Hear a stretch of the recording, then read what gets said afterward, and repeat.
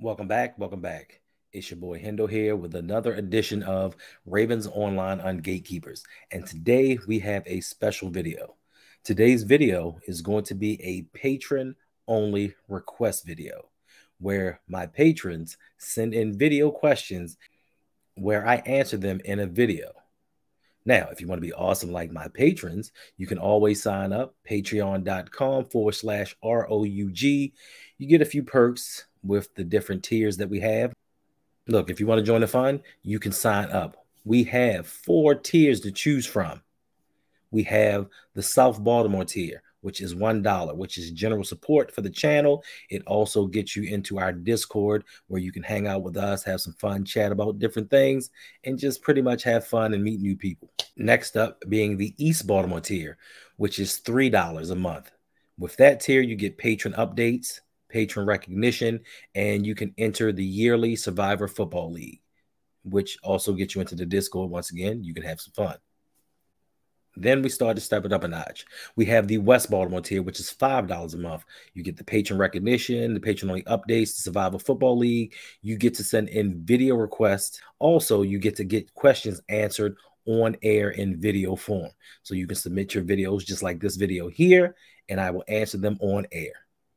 And finally, there is the West Baltimore County tier, which is $10 a month. You get all the things previously mentioned, plus you get to enter the Fantasy Football League. Now, I can tell you it's a very competitive league. We have a lot of fun. There may be prizes at the end.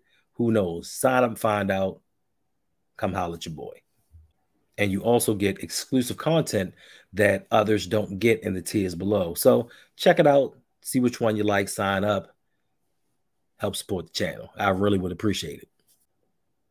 Now, let's jump into these questions and see what these patrons have to say.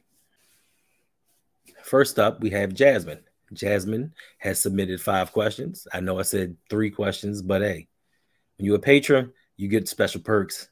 You get to slide on a few things. Do you think we could win a Super Bowl with our current staff? All right, Jazz, that was a very excellent question. For me personally, I do not think that we will win a Super Bowl with the current staff that we have.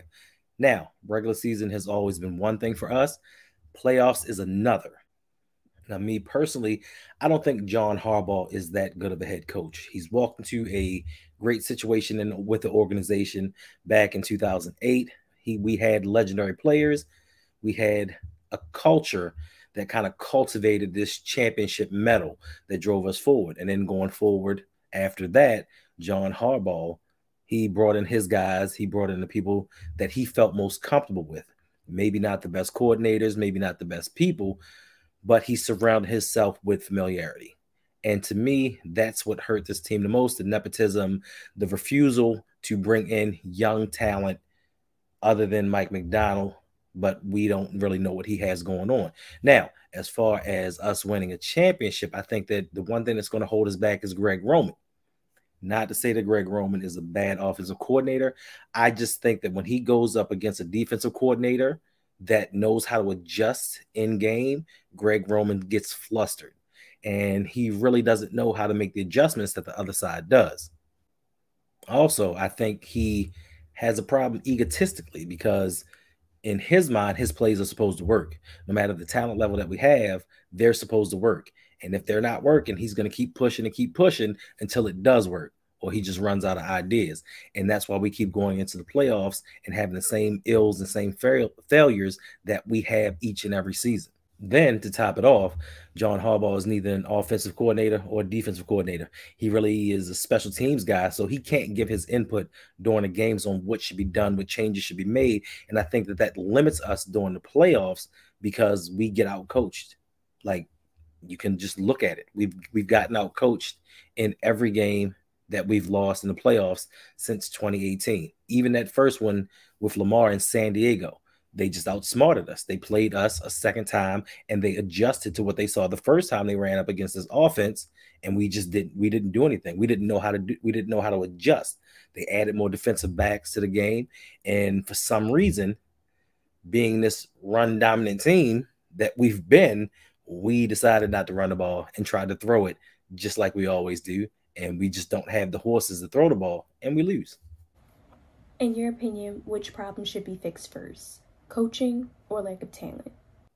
So, in my opinion, I believe, this is just my belief, I believe that the coaches should be fixed first because lack of talent, yes, you can say that talent is the reason that teams aren't able to make it. But if you look up in New York with Brian Dable, who do they have?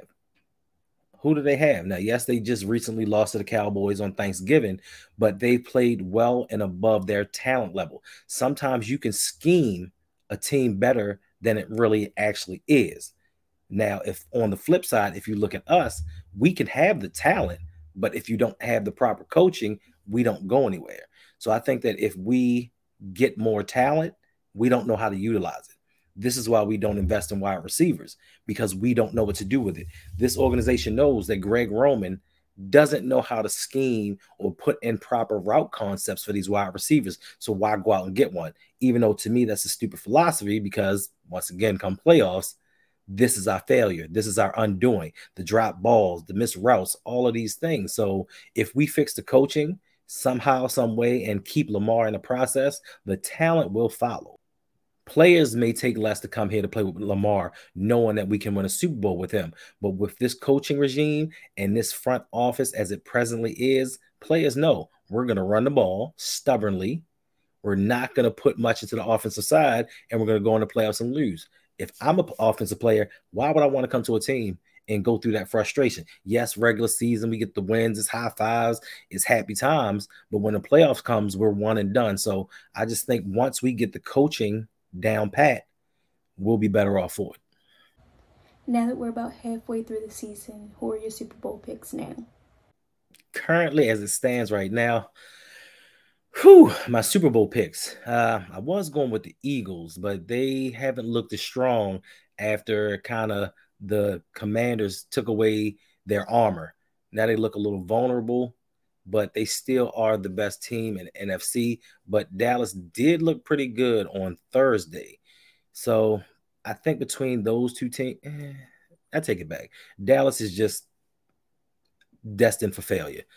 Like they can't get out of their own way. So in the NFC, I'm going to pick Philadelphia to make it to the Super Bowl. And in the AFC, it was the Bills, but they're not looking too well either. So I guess you're going to have to go with the team that runs the AFC. So I think that the Super Bowl is going to be Andy Reid and the Chiefs playing Nick Sirianni and the Philadelphia Eagles. Which team is surprising you the most this season? And that could be positively or negatively. So let me see. So the team that surprises me the most this year is going to have to be all right, the team that I'm most surprised about would have to be the Denver Broncos. Now, everybody thought before the season started that the AFC West was going to be the division that could possibly send 4 teams to the playoffs because there's that much talent in that whole division. Now, Denver acquired Russell Wilson in a trade, and everybody thought, okay, this is all that team has been missing. Because theoretically, if you look past the last couple of years, defensively, they've been on it. They've been able to run the ball, which they have been since back in the Mike Shanahan days, but they were only missing a quarterback. They tried a bunch. They tried Teddy Bridgewater. They tried Drew Lock. They tried a whole bunch of guys that weren't making it. You bring in Super Bowl winning quarterback Russell Wilson, and you figure he's going to take this team to the next level. He has the wide receivers. He has the running back. He had the offensive line before Garrett Bowles went down. So you just figured that they would be in contention as one of the top teams in the AFC. But surprise, surprise, surprise, they didn't do it. And Russell Wilson has looked horrible. I don't know if it had anything to do with that terrible, terrible Subway commercial that he made. I don't know if the karma is just coming back and kicking him in the butt, but something's just not looking right with him. He seems disinterested. His play is lackluster, and the team is just underwhelming, to say the least. So that team would be the surprise for me in the NFL, being how far they have fallen and how overwhelmingly they have underachieved me. What does this Roquan Smith trade mean for the Ravens? The Roquan Smith trade. What it means for me is next year, no more Patrick Queen. They'll probably trade him to recoup that draft pick that they lost for trading for Roquan Smith. Now, This also could signal the end of Lamar Jackson. Now, I know it's a stretch, but if you look at it, they have to pay Roquan Smith. You don't trade a second and a fifth, especially we don't, because we love draft picks, for a guy that's going to be a 10-game rental. Now, don't get me wrong. Roquan is one of the best linebackers in the NFL. But to pay a linebacker $20 million a year, it's a little far-fetched. Could he be worth it? Quite possibly. But we just don't spend money like that. Or we would have kept C.J. Mosley. It's just certain things we don't do as a team. But if we do decide to do it, it's going to signal that we want to get back to the early 2000s where we run the ball and play strong defense, because we may not have the quarterback here to get the job done. Now, if they don't decide to pay Lamar his money, or Lamar doesn't plan to the franchise tag, we could go the cheaper route and get a stopgap quarterback and hopefully a game manager a la Trent Dilfer and continue forward. So this Roquan Smith trade could have many layers to it. We just won't know until the season is over. Our next patron is Yolanda B, queen of the Ravens flock, or the flock around here as we know it. So let's see what you got. Hello, Hendo. This is Yolanda B. Thank you so much for taking my questions. My first question is, when is Greg Roman getting fired? Now, personally, I don't think that Greg Roman is going to get fired, because for some reason, John Harbaugh loves this dude. He does not want to get rid of him, no matter the outlash, no matter the cry from the fans or even the players. Some of the players have pretty much said, listen, it's going to be Greg Roman or it's going to be me. And of course, they've chosen Greg Roman. I think Greg Roman is going to be here at least until John Harbaugh leaves. So if we don't get a couple things settled within the next year or two, I think they both will leave together. He will not get fired. It may be a mutual parting of ways, or he may go on to something else, because he is the highest paid offensive coordinator in the league. And I don't know if we're going to do that for him another year if we have another failure in the playoffs. So when you see John Harbaugh, you're going to see Greg Roman. And if you don't see Greg Roman, you are going to see a Greg Roman clone. My second question, if it ever came down to it, in which the Ravens front office had to choose between either keeping Lamar or keeping Greg Roman, who do you think they would choose? So, in my humble opinion, if it came down to it, who would the Ravens choose? Greg Roman or Lamar Jackson? If you look at the transgressions of the last couple of seasons, you will see the Ravens already made their choice. They've chosen Greg Roman. If it were up to Lamar, Hollywood would still be here. He would have more weapons. He would have a better offensive line. Now, I know everybody thinks his offensive line is all world, but it's really not. I know that they think that we have gone out here and gotten Lamar these high quality weapons, but we have not. If you look at the draft has been geared more towards Greg Roman's system than it is Lamar's skill set. I think that the Ravens have already made their choice on who they want going forward. Now, they would love to keep Lamar because he's a name. He is a generational talent in the prime of his career. And what he means to the city of Baltimore is immeasurable. But if they really wanted to keep him happy, they would have gotten rid of Roman before the start of this season. And they did not. They got rid of Hollywood Brown. So it tells me who the Ravens really believe in. And my third question is, prior to the start of the season, in one of your videos, you were asked how many sacks will Owe have this year. And I think you said somewhere between 8 and 10. Are you still standing by that? Thanks again for having me. I look forward to hearing from you. No. Unfortunately, I am not standing by my 8 to 10 sack total prediction. Owe just does not look good out there. Now, I give him a gold star for trying, but he's not getting the job done. And everybody wants to point to his pressures. Oh, he's getting the most pressures. Pressure. I mean, pressure's fine, but that's not what your job title entails. When they pull up your stats at the end of the season, they're not going to show Owe 30-something pressures. They're going to show Owe 1 sack. So with his current trajectory, I think that he may finish the season with 3 sacks, possibly, depending on what happens when Ojabo comes in, because now we're adding another pass rusher to the mix, and they're going to be in rotation. So that's another spot, less playing time. He wasn't getting it done playing full time. So to me, I don't think he has much left in him going forward. I wanted to believe he was that guy. I wanted to believe he was going to make a change. He looked really good as a rookie, but for some reason, he just can't seem to handle the rigors of the NFL. Now, you can also put this on the coaching staff. They're not teaching him how to rush the passer. He thinks that his speed, or the speed that he had before he bulked up, was going to be the determining factor for him affecting these games, and it's just not. These are NFL offensive linemen, and they know how to counteract speed rushes. And if that's all you're bringing every game, you're not going to make it. So he should get 1, possibly 2 more sacks the rest of the season and finish with 3. So I hope that answers your question. Next up, we have patron Mike Jones. Who? Mike Jones. Let's see what you got, buddy. Do you ever foresee the NFL increasing the number of interconference games played every year? So to answer your question, Mike, I'm going to say definitively that is going to be a no. They are not going to increase the games because there's already a formula set in place to determine the matchup for teams each and every season. And most of those are predetermined years in advance. So what you have is a formula that entails the games that you play conference and non-conference. In your conference, you start off with the 6 divisional games that you have each season, followed by 4 games against another division, which is randomly selected each year. Then you have 2 more games to play, the 1 game each from the other division, depending on which place you finished in a division. Then with your non-conference games, you have 4 games against a division from the opposite conference.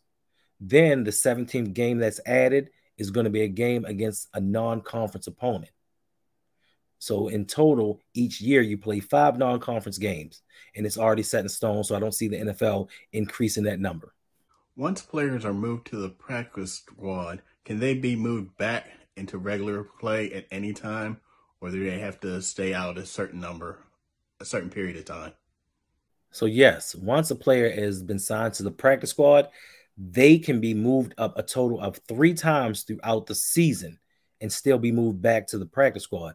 Now, after that 3rd time of being elevated to a game, they have to be put on the 53-man roster or let go. Was the Ravens' win over the Browns really that big of a deal? Wasn't that pretty predictable? All right, bro. Sorry it took me so long to answer this question. But yes, with the Cleveland Browns game, it was pretty predictable. Now, granted, they have a run game, they have defense, they have offensive line, but they were playing without Deshaun Watson. They had Jacoby Brissett starting the game. So in most pundits' minds and most fans' minds, it was really a slam dunk that we were going to win this game. Now, it was a big deal for us because it was a game that we needed to win at that time. Back then, we were off and on. We win 1, lose 1, win 1, lose 1. So we really needed that game-to-game momentum. Plus, it's a divisional game, and we need to stack those up because Cincinnati is right behind us in the standings, and we need to have these so-called tiebreakers to win the division and hopefully get a home playoff game and maybe even a bye. Hopefully, we can get that number 1 slot, get a bye, let these other teams beat each other up, and go after the winner. But do we do better when we keep playing, or do we do better when we have a bye? It's a good question. I guess we'll find out. All right. I want to thank Jasmine, Yolanda, and Mike for submitting their questions. Hey, you can be a part of this too. If you sign up as a patron, bring your request in, throw your videos up. We may actually do a couple of giveaways to where we can have some patrons actually be a part of the show, be my co-host, and maybe even run things. Maybe I'll take the time to sit back and let them have the show be about them, and they can ask and answer whatever questions they deem fit. So come on by, have some fun, and I'll check y'all out next time.